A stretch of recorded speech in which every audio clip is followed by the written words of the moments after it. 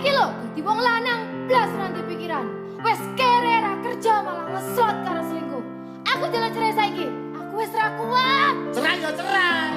Kan urus rasa cangkeman. Kowe dadi wong wedok ya ora tau gelem ngurus omah. Malah sibuk tiktokan. Wis, rasa padu ning ngarepe anak. Anake ben simbah sing gedhekke. Sing kuat yo Le.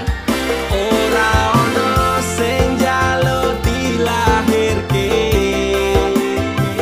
Nang keluarga sing kaya ngene. Tak tampa apa anane, kabeh kahanane. Yen pancen ngene iki takdire. Itu iso kuat balungane. Marga ora disangga wong tuane. Kudu iso ngadeg dhewe, ra ono cekelane. Ngene men anak sing rusak omahe. Nek kelingan bapak ibu nangis tenan atiku doi-doi dhewe-dhewe dadi bubar keluargane. Pedhot ning tengah dalan hancur kabeh harapan.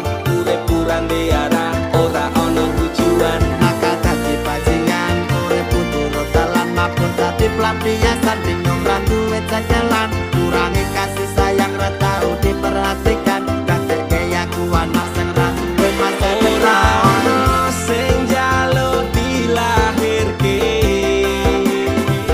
Nang keluarga sing kaya ngene.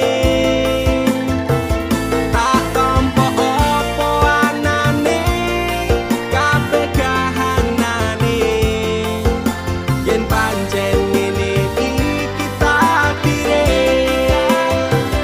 Itu iso kuat balungane. Marga ora disangga wong tuane. Kudu iso ngadeg dhewe, ra ono cekelane. Ngene men anak sing rusak omahe. saiki bapak ibu wis rapi dhewe-dhewe ilang tanggung jawab nganti lali ro anake urip karo simbahe kecilik tekan semene pak bu aku wis gedhe iso golek duit dhewe Saelek-eleke ibuku tetep sing lairke. Saelek-eleke bapakku tau merjuangke. Aku korbane wong tuwa ra pengen urip rekoso. Tak buktekke aku iso sajan karo ngampet lara. Nyuwun ngapurane tenan.